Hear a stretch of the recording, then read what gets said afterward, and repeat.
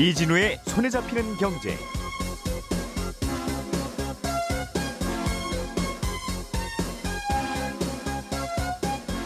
안녕하십니까, 이진우입니다. 손에 잡히는 경제가 뽑은 오늘의 숫자는 오늘은 50%입니다.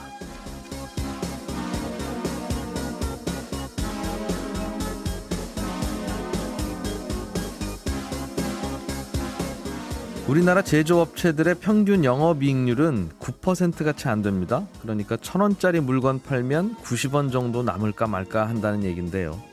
그런데 오늘 아침에 4분기 실적을 발표한 SK 하이닉스의 영업이익률을 봤더니 매출은 9조 원에 영업이익이 4조 4,658억 원이었습니다. 그러니까 영업이익을 매출액으로 나눠보니까 49.5%, 영업이익률이 50%나 됩니다.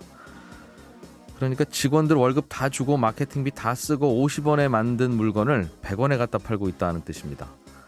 반도체 경기가 정말 호황은 호황인 것 같죠? 이 작년 4분기 영업이익만 놓고 보면 1년 전보다 190%가 증가한 수치고요.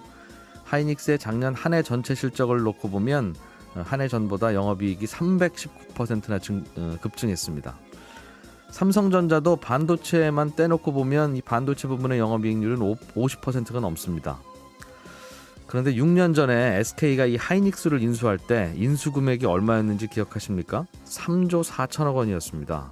그러니까 3조 원 남짓 주고 인수한 회사가 작년 10월부터 석 달 동안 벌어들인 돈이 4조 5천억이니까 참 미래를 예측한다는 게 이렇게 중요하고 큰 돈 된다는 걸 알 수 있습니다. SK가 하이닉스를 인수할 당시에는 반도체 가격이 폭락하고 대부분 업체가 적자를 내고 투자를 축소하던 시절이었습니다. 주식시장 격언 중에 밀짚 모자는 겨울에 사라 이런 말이 있는데 주식이나 펀드, 부동산 등을 투자하는 우리 개인들도 한 번쯤 꼭 생각해 볼 대목입니다.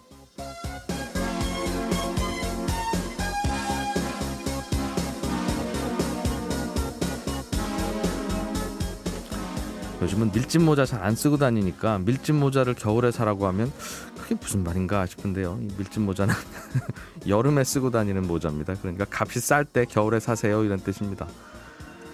1월 25일 손에 잡히는 경제, 이달 31일부터 새로운 대출 기준인 이른바 신 DTI가 시행되지요. 대출 받는 게 더 어려워질 전망인데 이 금융당국 관계자 한 분 연결해서 앞으로 대출이 얼마나 어려워지는지 어떤 규제가 새로 생기는 건지 자세하게 알아보겠습니다. 주식시장과 관련한 질문들 홈페이지에 몇 개 들어온 게 있어서요. 저희가 친절한 경제에서 답을 드릴 거고요. 전기요금, 수도요금 고지서 매달 나오는데 가스요금은 고지서가 왜 매달 안 나오고 두 달에 한 번씩 나옵니까? 이런 질문 해주신 분 계시네요. 도시가스 요금이 어떻게 결정되는지 도시가스 요금에 대해서 오늘 자세하게 알아보겠습니다. 그리고 저희가 새해 첫 경제 콘서트를 준비하고 있습니다. 대한경제연구소 김동환 소장, 한화투자증권 김일구 센터장, 그리고 KTB투자증권 김한진 수석연구위원이 세 분 모시고 2018년 시장 흐름 읽기라는 주제로 올 한해 자산시장 동향에 대해서 예측해 보겠습니다. 다음 주 수요일 2월 3일 3시에 하고요. 장소는 저희 상암동, 서울 상암동 MBC 골든 마을소홀입니다.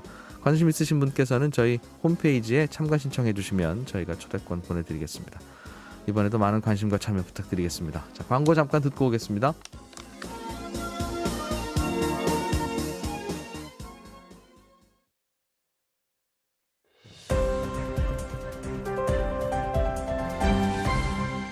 이진우의 손에 잡히는 경제. 한국경제TV 김치영 기자와 함께 경제 뉴스들 정리해 보겠습니다. 어서 오십시오. 네, 안녕하세요. 참 미국이 예전에는 안 그랬는데 네. 많이 치사해졌다라는 생각을 요즘 우리나라 기업들은 하겠습니다. 아주 예전에는 그랬고요. 예. 최근에 한 10년간은 안 그랬고요. 아, 다시 또 좀 치사해지는 것 같습니다. 예전에도 그랬어요. 예. 미국 정부가 한국산 세탁기하고 태양광 전지에 대해서 네. 세이프가드를 발동했어요. 그렇습니다. 이게 어제 뭐 전해드린 소식이죠. 네. 네, 뭐 덤핑을 했거나 우리가 뭐 잘못한 게 아니라 그냥 미국 산업이 안 좋을 것 같으니까 예. 미안한데 좀 수입 좀 하지 수입 안 할게 우리 내지는 조금만 할게 이러는 건데 한국 정부가 그래서 미국 관계 당국을 만나기로 한다면서요? 예, 그렇습니다. 어제 제가 세이프가드 발동된 게 한 5년 정도 됐다 이렇게 말씀드렸는데 정확히 보니까 16년 만에 미국이 세이프가드 카드를 꺼내든 거더라고요. 예. 그러니까 사실은 최근에 FTA를 적극적으로 추진하고 자유무역이라는 기치가 전 세계 시장을 이제 지배를 하면서 사실 이런 식으로 무역 장벽을 세우는 카드를 각국이 사용을 안 했던 거고요. 트럼프 대통령이 이제 말 그대로 16년 만에 나는 다른 건 모르겠고 우리나라 산업이 최고야. 우리나라 네. 일자리를 늘려야 돼. 라는 이제 기조를 세우면서 이번에 세이프가드라는 조치를 발동을 한 거잖아요. 그렇다 보니까 사실상 세계 무역 기구인 WTO의 여러 가지 규정이나 이런 걸로 따지기 시작하면 이게 좀 맞지가 않는 부분이 많습니다. 그래서 우리는 이 세계 무역 기구인 WTO에 제소를 하든지 여러 가지 방식을 통해서 이 부당함을 이제 주장을 하고 싶은 것인데 일단 양자회담을 열자라고 미국 측에 지금 요청을 했습니다. 그러니까 WTO를 통해서 약간의 중재를 받는 것이죠. 여기에 대해서 논의를 하자는 것이고요. 예. 우리는 이러이런 부분이 잘못됐다. 자, 규정을 보자. WTO의 이러이런 규정에 따르면 지금 미국이 한 이 세이프가드 조치라는 게 이렇게 불합리한 거야라고 이제 논의를 하자는 것이고요. 그 미국의 세이프가드 명령서에도 당사국가 30일 이내에 합의한다라는 내용이 있기 때문에 네. 일단 이 양자 회담은 열릴 가능성이 높다라고 보고 있는데 문제는 이제 이 양자 회담을 열어서 우리가 뭘 어떻게 얻어낼 것이냐가 이제 결국에는 관건이다 이렇게 봐야 되겠죠. 원래 이 세이프가드라고 하는 건 미국처럼 큰 나라하고 뭐 작은 나라가 자유무역 협정 맺을 때 네. 야, 저러다가 미제 물건 우리나라 많이 들어오면 우리나라 산업 다 망하는데 어쩌냐 이런 걱정을 하니까 진짜 그럴 때 있으면 잠깐 이거 우리 멈추고 수입 금지시켜도 돼. 세이프가드라고 하는 카드도 우리 그런 규정에 넣어줄게 하고 해서 달래서 했던 건데 이걸 미국이 쓸 줄은 몰랐던 거예요. 그러니까. 그렇죠. 사실은 이제 약자를 보호하기 위한 어떻게 보면 여러 가지 방안이었는데 네. 이걸 강자가 사용하니까 약자는 더 당황하는 이런 모습이었다라고 볼 수도 있겠고요. 예. 어쨌든간 뭐 그런 얘기도 있습니다. 과연 어제 이제 그 우리나라가 WTO에 이제 제소를 하겠다. 뭐 이런 얘기가 나오니까 과연 제소를 해서 무슨 이득을 우리가 얻을 수 있을 것이냐. 결국 이런 얘기도 나오는데요. WTO가 중간에서 중재를 하거나 판결을 할 수 있는 권한이 있어요? 네, 국제법상에서는 있습니다. 그리고 어제도 말씀드렸지만 뭐 보복 조치를 할 수 있는 뭐 것들도 이제 규정상 있고요. 근데 지금 우리나라가 미국을 상대로 지금까지 한 11차례 정도 WTO에 제소를 했다라고 하는데 여러 가지 무역과 관련된 분쟁으로 8건에서 승소를 했습니다. 일부 승소를 포함해서 8건 승소를 했고 한 건은 패소를 했고 2건은 이제 판정전에 마무리가 됐다라고 하는데 이 과정이 굉장히 오래 걸립니다. 그러니까 어제 이제 이진우 기자께서도 잠깐 말씀을 하셨지만 서로 뭐 만나고 얘기하고 이러는 과정에 이미 그 보복 조치들은 다 이루어지고 있고 세이프가드라는 것도 실행이 되고 있어서 네. 산업은 다 피해를 보고 나중에야 무슨 판결이 나서 그럼 미국은 이제 이걸 한국에 들어주세요 그러면 또 미국이 안 듣고 그냥 무시해 버리면 사실상 이거를 그 다시 되돌릴 수 있을 만한 조치가 없기 때문에 네. 미국은 이미 이걸로 효과를 다 볼 테고 우리가 뭐 여러 가지 제소를 하고 절차를 따른다고 해봐야 실제 피해는 기업들은 보고 난 이후일 것이다. 또 이렇게 네. 비관적으로 말씀하시는 분들도 많은 상황입니다. 우리나라 대기업들이 협력사에 대한 최저임금 지원책들을 내놓고 있다. 이게 무슨 말입니까? 예를 들면 대기업에 납품하는 A 업체가 네. 이번에 최저임금 오른 것 때문에 힘들어지면 그 납품 받는 대기업이 그 회사 최저임금 올리는데 큰 지장이 없도록 돈 좀 주라 이 말이에요? 지금 몇 군데가 자발적으로 참여를 하고 있다 이렇게 얘기를 하죠. 지금 삼성하고요.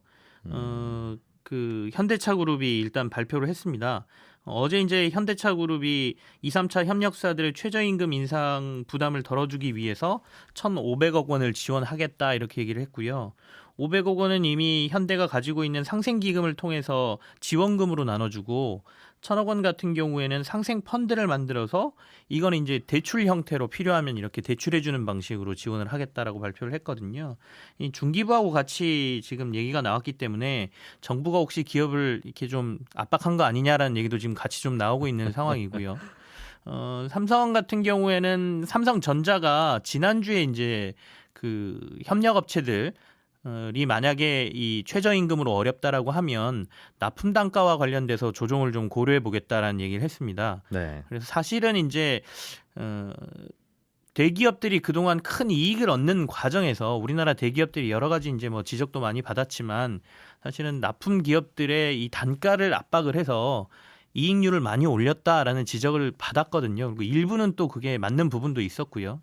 그래서 이번에 그걸 좀 조정하는 과정이라도 볼 수도 있겠고요. 근데 반면에 또 이제 워낙 최저임금 인상과 관련된 부작용에 대해서 여기저기서 얘기가 많이 나오고 힘들다라고 하니까 정부 쪽에서 기업들에게 뭐 간접적인 지원을 요청했을 가능성도 상당히 있어 보입니다. 근데 이 최저임금 인상을 하겠다라고 발표를 했고 또 지금 시행이 되고 있으니까 안착시키기 위해서 기업과 정부가 협력한다라는 차원에서 해석을 해보면 또 그렇게까지 나쁘게 볼 건 있느냐 또 이런 의견도 상당히 있는 것이고요. 그러니까 중소기업 입장에서는 아무리 단가 후려친다 뭐 별 말이 많아도 네, 대기업에 납품하면 이렇게 좋은 거예요. 그러니까 그렇습니다. 네. 이런 일 있을 때 정부의 압박이든 뭐든 간에 그래서 어떻게든 대기업의 협력업체가 되려고 하는 것도 네. 사실은 이런 것들 때문이죠. 이게 대기업에 납품하는 업체는 이렇게 그런 문제가 좀 해결이 되거나 완화되면 이 다른 업체들 어떻게 해야 되나? 다른 기업들도 그럼 좀 따라갈 것 같습니까? 삼성과 현대차 그룹이 이렇게 나오면 이제 SK, LG 뭐 이런 회사들도 우리도 해야 되나 이런 생각할 것 같은데요. 아무래도 좀 따라 나설 가능성이 좀 있어 보입니다. 지금 LG도 계열사별로 상생 협력 방안을 검토하고 있다라는 얘기가 지금 나오고 있거든요. 그래서 지난해 이제 한 차례 LG 디스플레이가 한 1,000억 원 정도 펀드를 이제 협력사들이 가지고 있는 상생 펀드를 무이자로 이렇게 대출해주는 뭐 이런 것들을 시행을 했었어요. 그러니까 협력사들과 오래 가야 되기 때문에 대기업들도 협력사들이 갑자기 무너지거나 망가지게 되면 이 부품을 공급받는 이 공급 체인 자체가 끊어지게 되니까 네. 협력사들을 도와주려고 하는 부분이 분명히 있거든요. 그러니까 이런 것들을 좀 활용하겠다는 얘기가 나오고 있고 SK그룹 같은 경우에도 뭐 여러 가지 부분에 대한 고민을 하고 있다는 얘기가 나오고 있어서 아마도 대기업들이 조금 최저임금 인상과 관련된 부작용 여러 가지 어려움들을 덜기 위한 부분에 좀 동참을 할 가능성이 좀 있어 보인다 이렇게 말씀을 드립니다. 네. 삼성전자하고 SK하이닉스가 주 52시간 근무 시범 운영에 들어갔군요. 대기업들이 뭐 다 이번엔 시범을 한 번씩 보이는 분위기인가 봅니다. 이게 아직 뭐 결정은 안 났습니다만 이게 법정 근로시간과 관련돼서 지금 68시간을 52시간으로 감축하는 것을 정부가 강력하게 추진하고 있기 때문에 정치권에서 앞으로 이제 52시간으로 줄어들 가능성이 좀 높아 보이거든요. 그렇게 되면 오는 7월부터는 이제 대기업들은 이 주당 근로시간을 52시간으로 맞춰야 되는 상황이 벌어지기 때문에 네. 어떻게 보면 사전에 미리 좀 연습을 한다라는 차원으로 보셔도 될 것 같아요. 그래서 예. 먼저 SK그룹이 좀 나선 것이고요. 시범적으로 이제 SK하이닉스에서 52시간 근무 시범 운영을 하겠다라고 지금 발표를 했습니다. 그래서 일단은 이제 몇몇 근무지부터 시작을 해서 네. 유연 근무도 도입하고 그다음에 시간도 좀 줄여가는 이런 방식으로 하는 대신에 내부에서 여러 가지 연구를 하겠다라고 얘기했어요. 무슨 얘기냐? 그 근무 시간 내에 더 근무자들이 몰입할 수 있는 방법을 찾아보겠다. 네. 그러니까 오랫동안 일한다 그래서 효용이 높은 것이냐 여기에 대한 의문도 상당히 많은 부분이기 때문에 시간이 줄어드는 대신에 일을 더 몰입할 수 있도록 하는 제도나 아니면 여러 가지 내부의 연구를 좀 해보겠다라고 얘기를 했고요. 삼성전자도 사실 지난해부터 이 52시간 근무와 관련돼서는 직원들에게 어느 정도 공지도 했고 일부 연구직이나 이런 데에서는 시행을 하고 있는 과정이어서 점점 대기업들도 이 근무를 좀 줄이는 대신에 몰입할 수 있는 여러 가지 연구들을 해낼 것 같고요. 다만 앞서도 약간 지적한 건데 대기업들은 이게 사실 이렇게 시행을 하면 또 따라서 맞춰갈 수가 있는데 뭐 법이 바뀌고 이랬을 경우에 이제 중소기업 이하 좀 작은 기업들 같은 경우에는 실제로 현장에서 노동을 통해서 효용을 내는 근무를 하면서 실제로 시간에 따라서 이게 생산 물품이 달라지는 부분들 같은 경우에는 조금은 더 어려움을 느낄 수 있는 상황이 될 수도 있다 이렇게 말씀을 드립니다. 네. 미국의 한 신용평가사가 가상화폐, 우리 좀 암호화폐라고 부르는, 예. 네. 뭐라고 불러야 될지도 아직도 결정이 안 된. 암호화폐라고 부르라고 네. 하더라고요. 네. 앞으로도 당분간은 결정이 예. 안 될 것 같은 이 코인들에 대한 신용평가 등급을 매겼군요. 이 신용평가라는 게 글쎄요, 여기다 돈 빌려주면 못 갚을 확률이 이 정도입니다. 여기는 돈 빌려줘도 괜찮습니다라는 게 신용 네. 등급인데 이걸 어떻게 신용평가 등급을 매겼어요? 궁금하네요. 그러니까 이제 저희도 이 암호화폐에 대해서 얘기할 때마다 이 도대체 그 가치를 평가할 근거 자체가 없다라고 얘기를 많이 하지 않습니까? 네. 그렇다 보니까 이제 거기에 대한 어떤 근거를 만들기 위한 작업들이 계속 이루어지고 있다라는 생각이 좀 드는데요. 미국의 와이스 레이팅스라는 이제 그 신용평가 회사가 있는데 네. 이 회사에서 이 그 비트코인에 대한 신용 등급, 비트코인 외에도 가상화폐에 대한 신용 등급을 매겼다 이런 소식을 내놨거든요. 이 회사가 매긴 신용 등급을 보면 비트코인에게는 C+를 매겼고요. 이더리움에 대해서는 B 등급을 부여를 했는데 이 친구들이 신용 평가를 하는 방법은 가상화폐의 기술, 그다음에 거래 패턴, 그다음에 기술을 이용하는 방법 이런 것들과 관련된 4가지를 가지고 신용 평가를 했다라고 하거든요. 그러니까 네. 말씀하신 것처럼 이걸 사면 내가 돈을 다시 받을 수 있느냐 없느냐 이거하고는 상관이 없고요. 기술적인 부분에 의해서 신용 평가를 했다는 것인데 본인들 생각에 어떤 코인들이 괜찮은지를 평가한 거군요, 그냥. 예.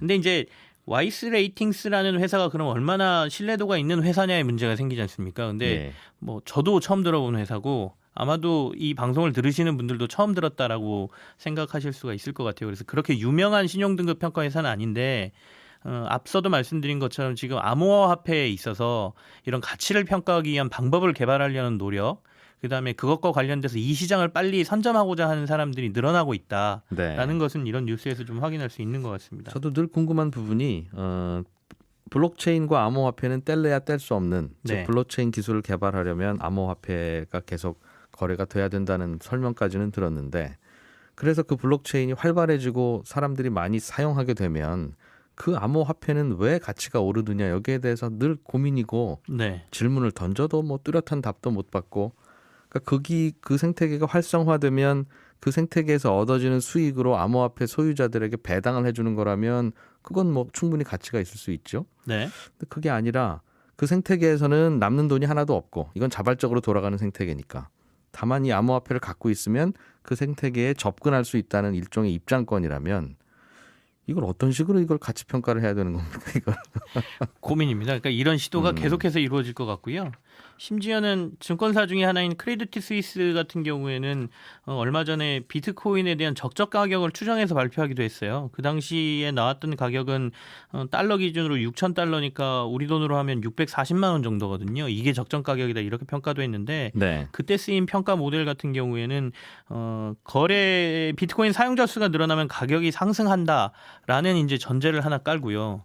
그리고 거기에다가 이 가상화폐 가격하고 그러니까 반대 방향으로 강하게 움직이는 이제 여러 가지 금융 상품 중에 봤더니 트리플 B 신용 등급의 채권이 그렇더라. 그러니까 이거하고 상관관계를 이용을 해서 또 가격 모델을 만들었다 또 이렇게 주장을 했거든요. 이게 근데 왜 관계가 있어요, 이게? 이걸 왜 그러니까 저도 이제 채권 등급하고 이거하고 연관 지키는 이유도 모르겠는데 어쨌든 뭔가를 찾아보려는 노력들은 분명히 있다는 것인데요. 그래서 어떻게든 그러니까 시장이 지금 존재를 하고 있고 이 시장에서 가치에 대한 논란이 워낙 많다 보니까 네. 여기저기서 이제 이 가치를 나는 이렇게 평가한다. 이 모델이 맞다. 이렇게 주장하는 사람들이 생기고 있는 것 같습니다. 예. 좀 제발 이 가치 평가하는 모델을 좀 만들어서 왜 오르는지에 대해서 설명이나 좀 할 수 있도록. 왜냐하면 요즘 저 뉴스들 보면 인터넷에 많이 올라온 뉴스들이 이제 코인 가격이 올랐다 내렸다 이거 저 시황 중계를 하지 않습니까? 네.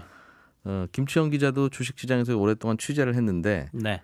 이 회사 주가가 오르고 뭐 이 채권 가격이 내리고 하면 그 뒤에 이유를 붙이잖아요. 그렇습니다. 뒤늦게라도 이런 호재가 반영돼서 내지는 이러이러한 논리로 오른다. 그게 현실화 될지 안 될지는 우리도 모르는 거지만 그런 게 있는데 네. 이 뉴스들은 계속 나오는데 오른다 내린다만 있고 이게 왜 오르는지, 이 오르는 게 어떤 식으로 사후에라도 설명이 되는지 안 되는지에 대한 설명이 전혀 없어서 오르는 건 미래가 너무 희망적이다 해서 오른다라고 하고 내릴 때는 정부의 규제 때문에 내린다라고 하는 두 가지 말고는 사실 그 시장을 설명할 게 지금은 없어 보이죠. 되게 그래서 금요일 오후 되면 좀 오르더군요. 토요일, 일요일 이틀 동안은 정부 공무원도 쉬니까 무슨 규제책 이런 거 안 나올 거고.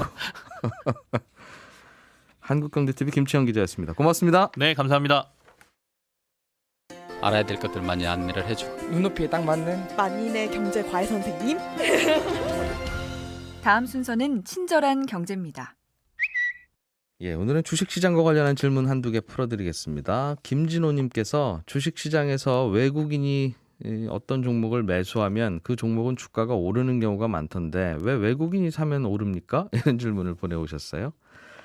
이게 간단한 질문 같은데 사실은 전문가들도 이거 왜 그런지 잘 모르는 질문입니다. 물론 외국인이 사면 외국인이 많이 샀네? 무슨 혹시 내가 모르는 호재가 있나 싶어서 개인들이 뒤따라서 사는 경향이 좀 있어서 그런 이유도 있긴 있지만 생각해보면 외국인이 사면 누군가는 파는 거거든요. 개인이나 기관들도 그만큼의 물량을 파니까 외국인도 그만큼 사는 건데, 그러니까 외국인이 사는 물량만큼 기관이나 개인은 파는 건데요. 그러면 사는 물량, 파는 물량이 똑같은데 왜 항상 외국인이 사면 주가가 오르느냐? 이게 궁금한 겁니다. 지금까지 나온 결론은 외국인은 사기 시작해서 주가가 많이 올라도 계속 사니까 그렇습니다. 즉 외국인이 사니까 주가가 오르는 게 아니라 외국인들은 오를 때까지 사니까 오르는 겁니다.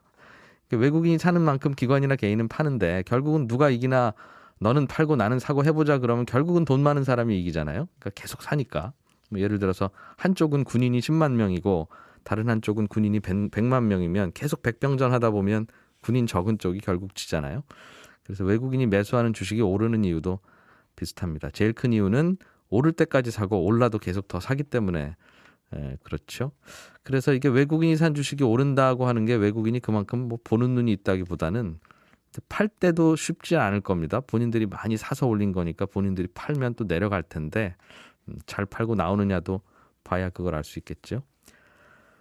또 다른 한 청취자께서는 증권사에서 편지가 왔는데 고객 예탁금 이용료율을 올리겠다 이런 통보가 왔다고 너무 걱정되신다고 질문을 보내셨는데 이거 고객 예탁금 이용료율을 이거는요 고객이 증권사에 맡긴 돈 즉 예탁금을 고객이 그 주식 안 사시고 갖고 있으면 그걸 증권사가 그 사이에 이용하는 거니까 그 이용하는 대가를 주겠다는 뜻입니다. 그러니까 고객 예탁금 이용료율이 올라가면 고객 입장에서는 좋은 겁니다.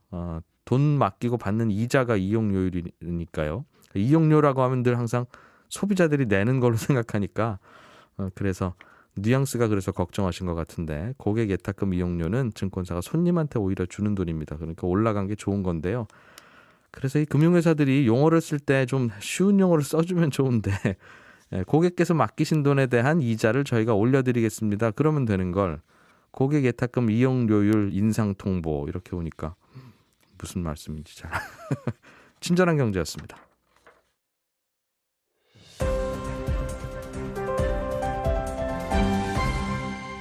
경제를 생각하는 사람들의 즐거운 습관. 이진우의 손에 잡히는 경제.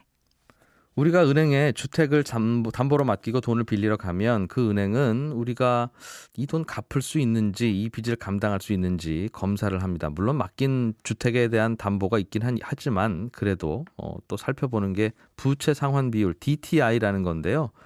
이게 뭐냐면 내가 한 달에 100만 원을 벌면 그 가운데서 대출 때문에 빠져나가는 이자나 월급이 몇십만 원이냐 이겁니다. 그러니까 쉽게 말해서 내가 받는 월급에서 몇 퍼센트가 대출이자나 원금으로 빠져나가고 있느냐 그걸 계산하는 거고요.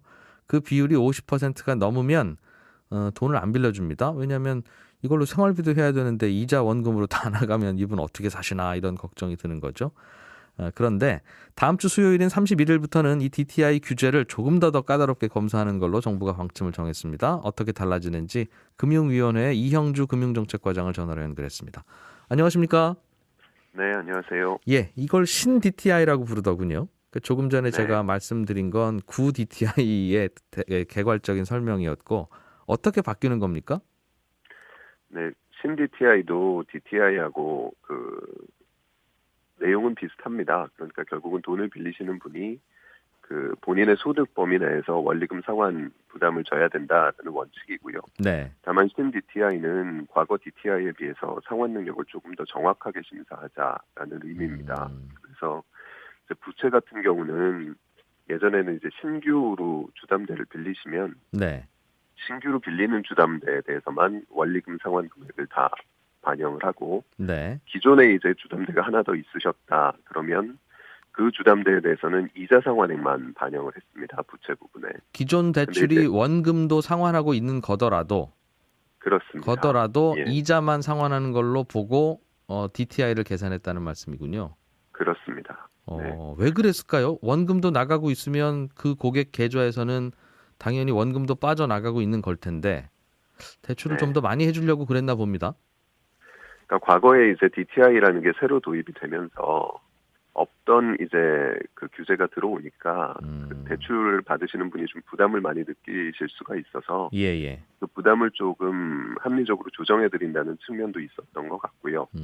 또 하나는 과거에 이제 우리가 그 은행에서 빌리는 주담대를 보면 원리금을 동시에 상환하는 주담대 비중이 낮았습니다. 네네. 대부분은 이제 이자만 상환하다가 만기에 가서 원금을 상환하는 대출이 많았기 때문에 이제 기존 주담대에 이자 상환액만 반영한다고 해도 대부분 이제 크게 다 반영이 된다라고 판단을 했던 것 같습니다. 네. 근데 요즘은 원금도 같이 갚는 대출이 많으니 실제로 그렇습니다. 원금도 같이 갚는 대출이라면 그 원금 다 나가는 걸 정확히 정말로 보겠다 이런 식이에요.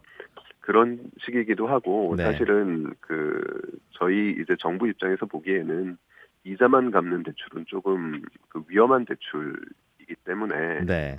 그러니까 이자만 갚고 만기에 일시 상환을 하는 경우에 있어서도 원리금을 분할 상환하는 것으로 가정해서 이제 앞으로는 DTA 산정에 반영하겠다라는 것도 있습니다. 과거에는 현실보다 더 완화한 측면이 있었는데 이번에 말씀하신 걸 들으니까 현실보다도 더 강화한 것도 있군요. 실제로는 이자만 나가는 대출인데도 원금까지 그렇습니다. 나가는 걸로 감안하고 DTI 규제를 하겠다는 거니까요. 그렇습니다. 이게 그리고 그러면 또- 말씀 주시죠. 네네. 부채 측면에서는 그렇고요. 또 이제 상환 능력을 판단하는 소득 측면에서도 이제 대출을 받으시는 분의 소득을 좀 더 정확하게 파악을 하자라는 취지의 내용도 있습니다. 이게 앞으로 그럼 전국적으로 다 똑같이 적용됩니까? 아니면 특정 지역에만 적용되는 겁니까? 지금 이제 신DTI, 과거 DTI도 그랬고 신DTI는 전국적으로 적용되지는 않고 예. 좀 부동산 시장이 좀 과열이 되는 지역에 좀 한정적으로 적용을 하고 있습니다. 그래서 정부가 투기 지역, 투기 과열 지구로 지정한 지역이 있습니다. 예를 들자면 투기 지역은 서울에 있는 11개 구 그리고 세종시가 지금 투기 지역으로 12개 지역이 지정이 돼 있는데요. 네. 이런 투기 지역과 투기 과열 지구에 대해서는 40%가 이제 DTI 상한으로 적용이 되고 있고 네. 그 밖에 이제 조정 대상 지역이라는 것도 있습니다. 이 조정 대상 지역에 대해서는 저희가 50%를 적용을 하고 있고요. 예. 네, 기타 이제 수도권 지역에 대해서는 60%를 한도로 적용하고 있습니다. 알겠습니다. 부동산 값 잡는 목적도 들어 있군요. 일정 부분 그러니까 부동산의 시장이 과열이 되면 그만큼 이제 부동산 시장 거품이 발생하고 담보 가치가 불안하다고 보기 때문에 저희가 대출 심사를 좀 강화해야 된다라고 판단하고 있습니다. 알겠습니다. 집을 살 때 구주택을 살 때야 어차피 담보로 맡기고 대출 받으면 되는데 새로 아파트 분양을 받으면 중도금 대출을 받는 분들이 있지 않습니까? 네. 그분들은 이미 이제 살고 있는 집이 있을 수도 있고 아니면 세입자일 수도 있는데 그분들에게도 똑같이 신 DTI가 적용이 돼요. 여쭙는 이유는 중도금 대출은 사실상 대부분의 중도금을 다 대출받는 경우가 많아서 그 금액이 네네. 꽤 크고 이거 언제 갚으시려고 할 겁니까? 그러면 아니 지금 살고 있는 집 팔아서 갚을 거예요라고 하면 말은 되기 때문에 그래서 이거를 계속 이것도 신 DTI를 적용해서 대출을 규제하시는 건가요? 아니면 중도금은 예외입니까?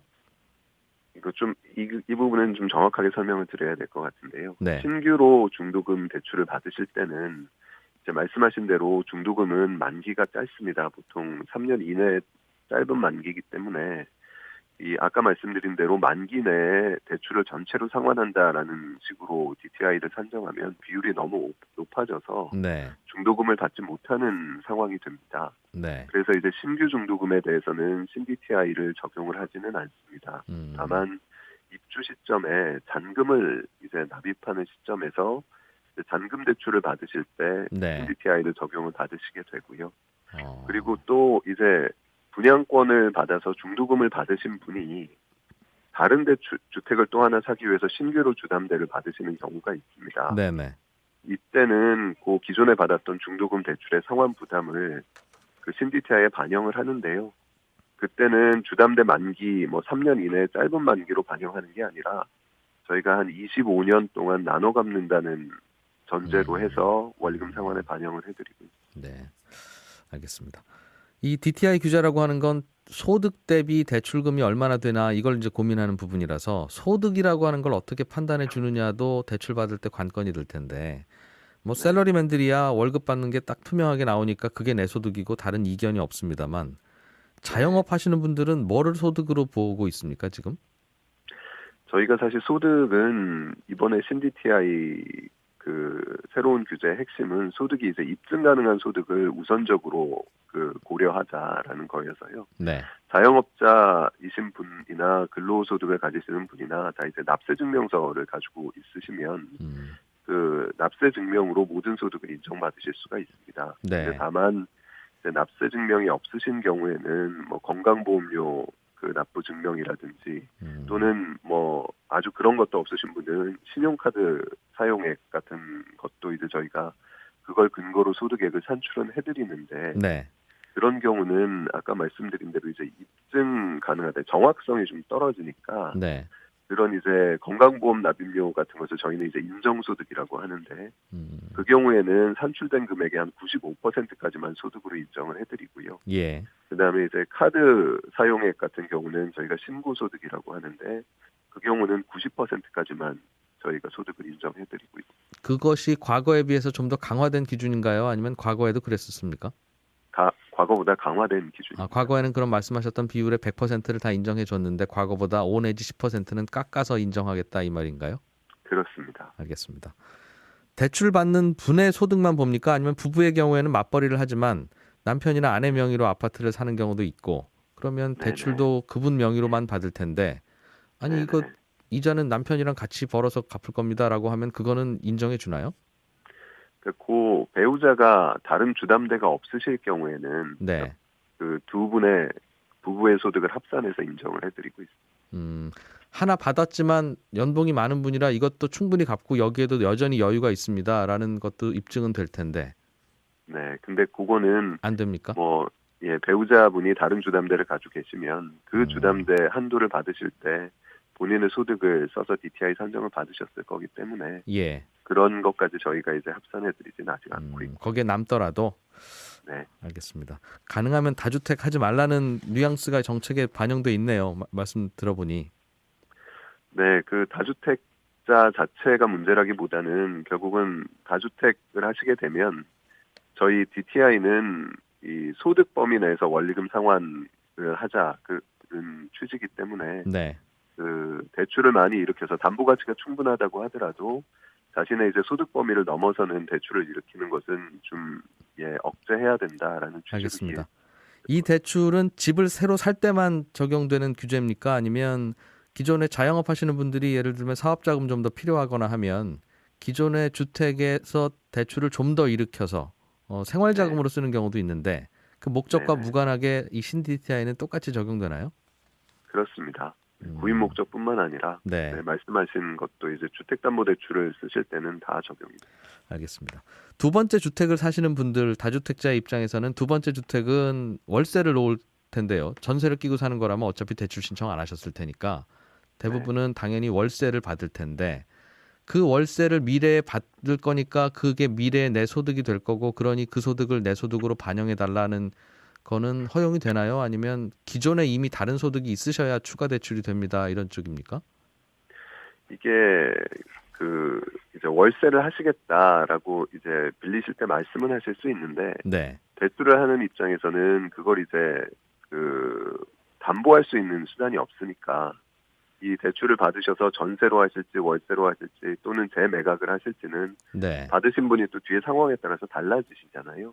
그렇죠. 그래서 이건 월세로 사용할 거기 때문에 이제 월세 소득을 인정을 해달라는 거는 저희가 인정해드리기 조금 곤란하고 다만 그분이 이제 임대사업자 등록을 하시는 경우에는 네. 저희가 이제 DTI는 적용이 안 되지만 다른 규제 비율을 적용을 합니다. 똑같이 이제 상환능력증자 비율이 적용이 되는데 임대사업자 같은 경우에는 일정 기간 이상 임대가 의무화돼 있고 거기서 네. 이제 임대소득이 나올 게 확실하기 때문에 그 경우에는 방금 말씀하신 대로 이건 월세로 놓을 예정이다라고 하면 네. 주변에 이제 월세 같은 걸 반영해서 소득에 반영해드리고 있습니다. 듣기에는 이것도 임대사업자 등록하라는 뜻인데 똑같은 옆집이 하나는 임대사업자로 등록이 되어 있으면 이 집은 월세가 나갈 게 확실하고 그 네. 옆집은 주택임대사업자로 등록이 안 돼 있는 집은 월세가 나갈지 안 나갈지 불확실하니 안 빌려준다는 건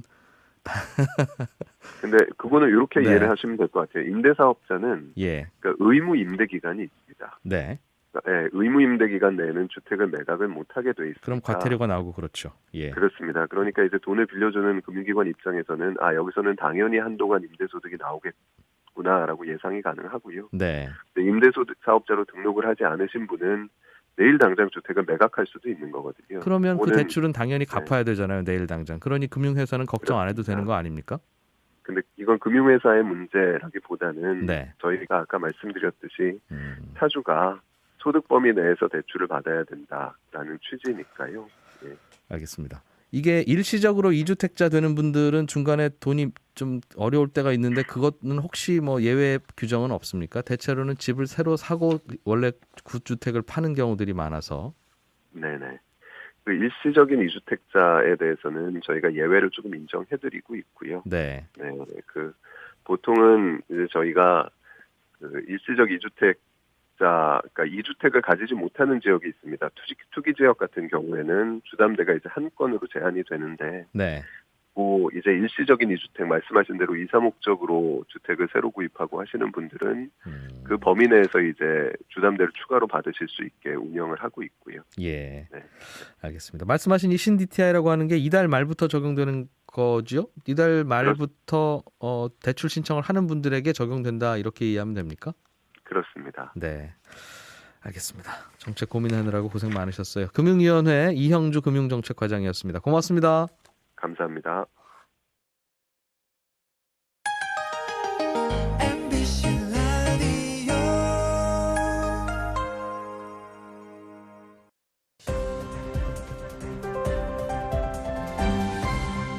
이진우의 손에 잡히는 경제. 네. 학교 다닐 때도 가르쳐주지 않고 그렇다고 사회 나오고 나서도 어디에 딱히 물어볼 데 없는 일상생활의 궁금함. 대한민국에서 유일하게 이런 거 취재해다 주시는 분입니다. 이하나 리포터 나오셨어요. 어서 오십시오. 네, 안녕하세요. 도시가스에 대한 궁금증들 쭉 한번 네. 여쭤보려고요. 이게 도시가스도 저도 쓰고 있는데 도시가스를 검침을 해서 가시는 분들도 있어요. 네. 바깥에 계량기가 있으면. 근데 대개는 또 안에 있는 경우가 많은데 그분이 또 집안에 들어오는 게 서로 불편하잖아요. 그렇죠. 그래서 눈금을 좀 읽어주세요 그러더군요. 네, 맞습니다. 저는 그거 듣고 야, 이거 조금 썼다고 불러주면 요금 조금 나오는 건데 네. 뭐 예를 들면 눈금이 실제로는 45다 그러면 37이에요 이러면 요금 적게 나올 거 아니겠습니까? 그렇죠. 물론 그렇게 거짓말로 쓸 예. 수는 있습니다. 그런데 한두 번은 속일 수 있지만 네. 어차피 나중에 다 걸립니다. 그렇게 속인 부분까지 다 요금으로 내야 되거든요. 아니요. 계속 내가 낮게 불러주는데 계속 그걸 어떻게 알 수 있냐면 예. 가스회사에서 6개월에 한 번씩은 실제로 집안으로 들어옵니다. 들어와서 가스 계량기를 직접 보고 숫자를 계산해 보거든요. 네. 만약에 이제 많이 차이가 난다면 다 나중에 다 아. 내야 되고요. 그리고 문 안 열어줄 거예요라고 버티면 가스 공급을 끊어버리거든요. 네, 그러니까 네. 열심히 그냥 성실하게 쓰는 게 낫습니다. 그럼 계속 밀렸다가 어차피 한꺼번에 이번 달은 왜 이렇게 많이 쓰셨어요? 근데 사실은 제가 그동안 조금씩 아껴왔던 거 이번 달에 다 어차피 솔직히 말씀드리는 겁니다. 그런 그렇죠. 상황이네요. 네. 그러면 오히려 손해 아닌가요? 예를 들면 전기요금은 어느 날 한꺼번에 그렇게 많이 나오면 누진제가 적용돼서 손해인데 네. 가스는 그런 건 없나 봐요? 전기요금처럼. 전기처럼 누진제가 없고요. 가스요금은 딱 쓴 만큼만 매달 내는 겁니다. 그래서 1년치 사용량을 뭐 한꺼번에 계산할 수도 있고 그렇게 네. 가능한 거죠. 검침원들이 매달 오시는 거는 아닌 것도 같은데 매달 네. 오시나요? 아니면 깜빡하고 안 오거나 뭐 혹은 다음 달에 그냥 이런 상황이라면 네. 사실은 검침원들 입장에서도 그냥 3개월에 한 번씩 가서 그때까지 산 거 그냥 하면 될 것 같다는 생각도 할 것 같은데요. 어차피 서로 속일 방법이 없으니. 네, 그럼 매달 나오시는 분도 있고요. 네. 2달에 한 번 나오는 경우도 있습니다. 어. 그게 좀 달라서 뭐 고지서가 우리 집은 2달에 한 번씩 나온다 이런 집도 있거든요. 네. 그런 집은 가스 요금을 가스를 쓸 때 요리할 때만 쓰는 그런 취사용으로 쓰는 집이거든요. 조금 쓰는 분들. 네. 그렇게 조금 쓰는 분들은 굳이 매달 나가서 검침을 안 해도 된다라는 판단이고요. 그래서 그 관리사무소에서 중앙 난방을 해주거나 아니면 지역 난방을 쓰는 집 같은 경우는 그렇게 2달에 한 번씩 검침을 나와서 2달에 한 번씩 고지서가 네. 나오게 되는 거죠. 2달치를 한꺼번에 내는 방식. 네, 그렇죠. 밖에서 우리 저 작가님께서 이분도 참 의심 많으신 분인데 조금 전에 그 검침원들한테 그 숫자 불러드릴 때 예. 작게 불러드려 봐야 6개월에 한 번씩 실제 점검 나가면 들킵니다. 이런 말씀 하셨잖아요. 네. 그런데 예를 들면 다음 달부터 가스 요금이 크게 오를 예정이다. 이제 이렇게 만약에 뉴스가 나오는 경우가 있으면 네. 이번 달에 많이 썼다고 부르는 거예요. 실제로는 저 수치는 56인데 85예요. 이렇게 부르면 이번 달에는 많이 요금이 나오겠지만 그렇죠. 오르기 전 가스 요금으로 적용될 거고 맞습니다. 다음 달부터는 실제 사용보다는 적은 용량이 나갈 테니 그렇죠. 아낄 수 있을 것 같은데 그렇게 맞아요. 결국 오르기 전 가격으로 쓰는 거잖아요. 그렇죠. 예. 결국은 이게 현실적으로는 가스 네. 계량기가 집안에 있을 때 생기는 허점이라고 지적이 되기도 합니다. 그것까지는 못 막는다. 네. 알겠습니다. 도시가스 말고 LPG를 쓰시는 분들도 있어요. 네. LPG. 그러면 이거는 어떻게 오르내리느냐. 도시가스 요금은 그대로인 것 같은데 LPG만 올랐다는 얘기도 들리고. 그렇죠. 보면 가스는 똑같은 가스인 것 같은데. 네, LPG 차 타시는 분들은 느끼겠지만 국제 유가가 하락하면 같이 하락하는데요. 집에서 쓰는 도시가스는 LNG거든요. 네. 이 LNG 가격은 거의 제자리입니다. 도시가스 값은 정부에서 내리지 못하게 막고 있기 때문에 그런데요. LPG는 민간 기업이 각자 수입해다가 알아서 팔지만 네. 도시가스 LNG는 한국가스공사라는 공기업이 독점으로 수입해 와서 얼마에 팔지까지 정부의 지침을 받아서 팔거든요. 예. 그래서 가스 수입 가격이 올라도 정부가 함부로 요금을 올리지 말라고 하면 그 지침을 따라야 합니다. 공기업이니까. 네, 그래서 4조 원 정도 손해를 본 게 있어서요. 예, 그걸 메우느라고 도시가스 요금을 안 내리고 있었거든요. 그런데 지난해 10월에 이 적자를 다 만회해서 네. 11월 1일부터는 서울 기준으로 도시가스 요금이 한 9% 정도 내렸다고 합니다. 그렇군요. 그래서 가스 가격, 집안에 들어오는 난방용 가스하고 네, 자동차에 넣는 LPG하고는 가격 변동이 좀 변화가 크다. 그렇죠. 알겠습니다.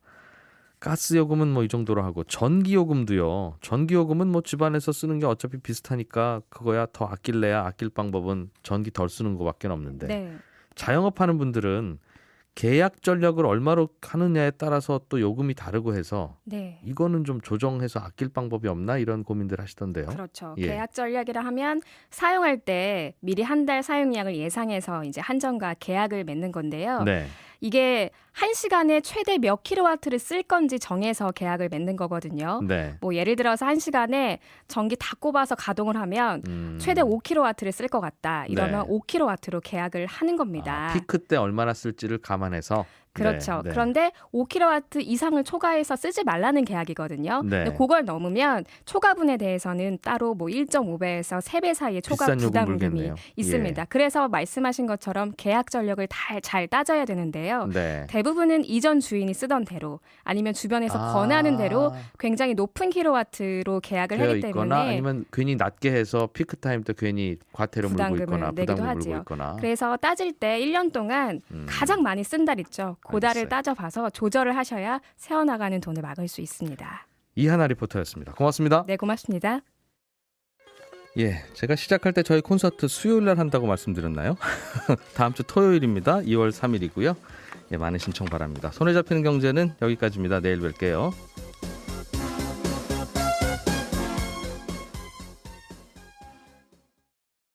어떻게든 대기업의 협력업체가 되려고 하는 것도 네. 사실은 이런 것들 때문이죠.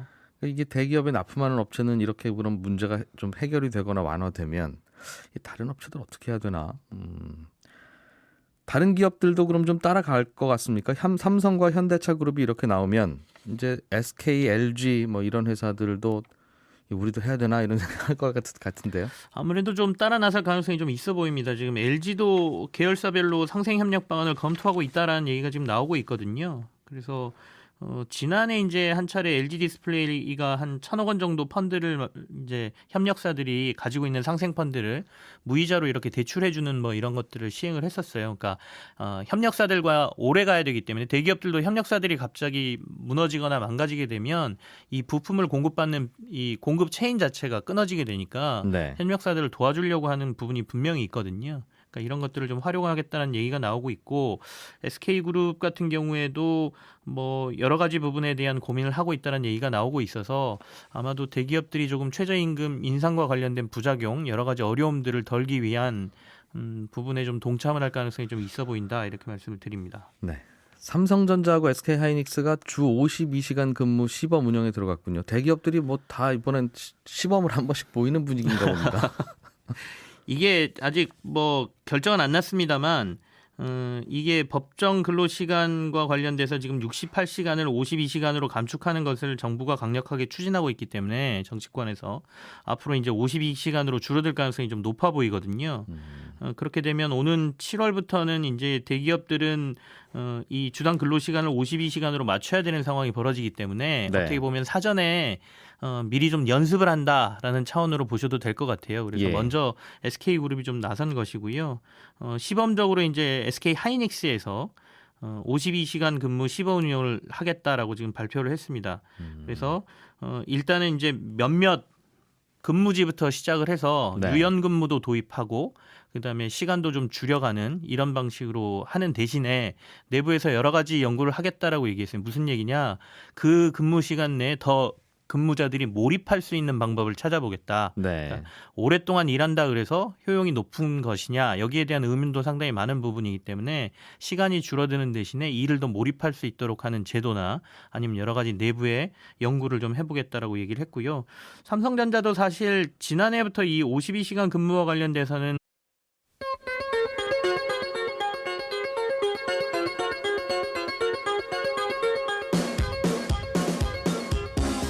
이진우의 손에 잡히는 경제.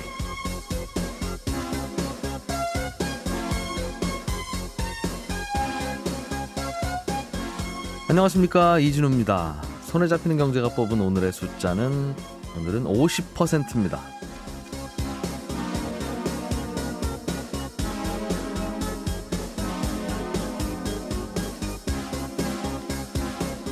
우리나라 제조업체들의 평균 영업이익률은 9%가 채 안 됩니다. 그러니까 1,000원짜리 물건 팔면 90원 정도 남을까 말까 한다는 얘기인데요.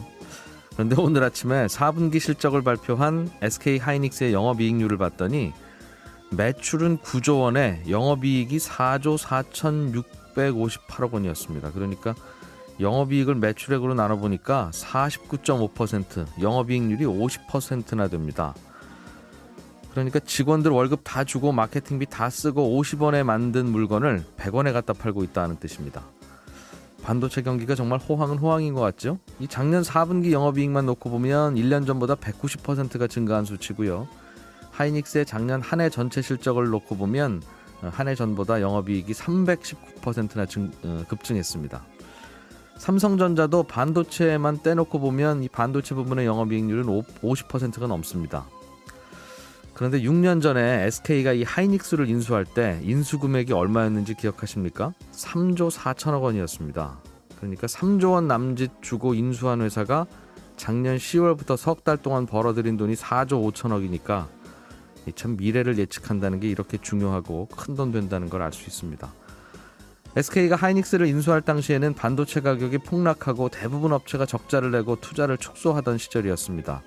주식시장 격언 중에 밀짚 모자는 겨울에 사라 이런 말이 있는데 주식이나 펀드, 부동산 등을 투자하는 우리 개인들도 한 번쯤 꼭 생각해 볼 대목입니다.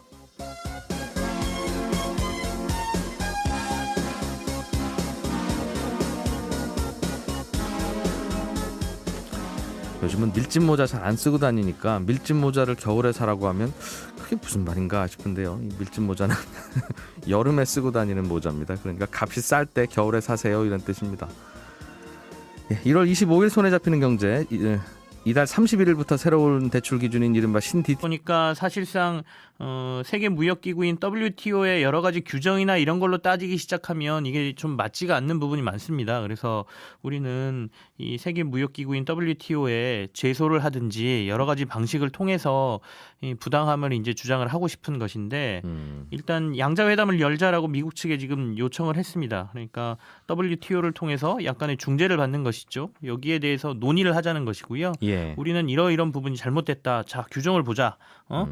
WTO의 이런 규정에 따르면 지금 미국이 한 이 세이프가드 조치라는 게 이렇게 불합리한 거야라고 이제 논의를 하자는 것이고요. 그 미국의 세이프가드 명령서에도 당사국가 30일 이내에 합의한다라는 내용이 있기 때문에 네. 일단 이 양자 회담은 열릴 가능성이 높다라고 보고 있는데 문제는 이제 이 양자 회담을 열어서 우리가 뭘 어떻게 얻어낼 것이냐가 이제 결국에는 관건이다 이렇게 봐야 되겠죠. 원래 이 세이프가드라고 하는 건 미국처럼 큰 나라하고 뭐 작은 나라가 자유무역 협정 맺을 때 네. 야, 저러다가 미제 물건 우리나라 많이 들어오면 우리나라 산업 다 망하는데 어쩌냐 이런 걱정을 하니까 진짜 그럴 때 있으면 잠깐 이거 우리 멈추고 수입 금지시켜도 돼. 세이프가드라고 하는 카드도 우리 그런 규정에 넣어줄게 하고 해서 달래서 했던 건데 이걸 미국이 쓸 줄은 몰랐던 거예요. 그러니까. 그렇죠. 사실은 이제 약자를 보호하기 위한 어떻게 보면 여러 가지 방안이었는데 네. 이걸 강자가 사용하니까 약자는 더 당황하는 이런 모습이었다라고 볼 수도 있겠고요. 예. 어쨌든간 뭐 그런 얘기도 있습니다. 과연 어제 이제 그 우리나라가 WTO에 이제 제소를 하겠다. 뭐 이런 얘기가 나오니까 과연 제소를 해서 무슨 이득을 우리가 얻을 수 있을 것이냐. 결국 이런 얘기도 나오는데요. WTO가 중간에서 중재를 하거나 판결을 할 수 있는 권한이 있어요?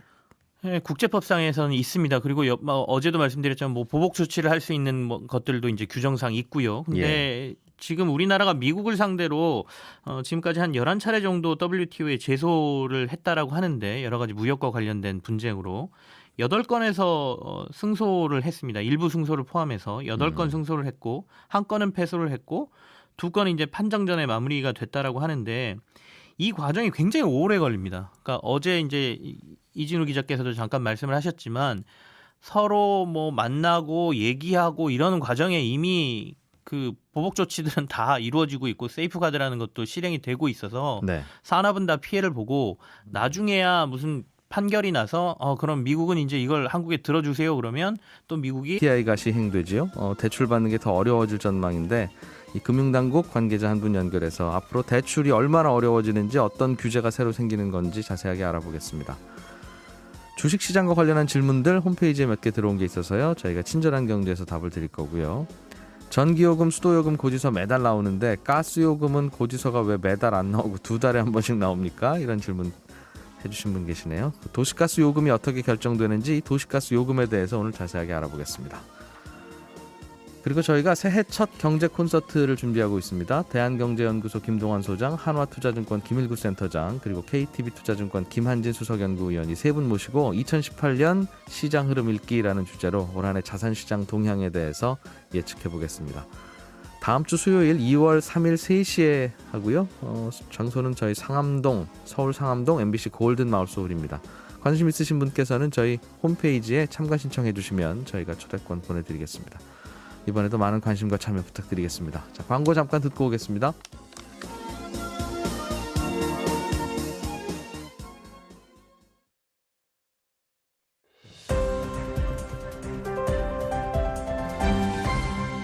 이진우의 손에 잡히는 경제. 한국경제TV 김치영 기자와 함께 경제 뉴스들 정리해 보겠습니다. 어서 오십시오. 네, 안녕하세요.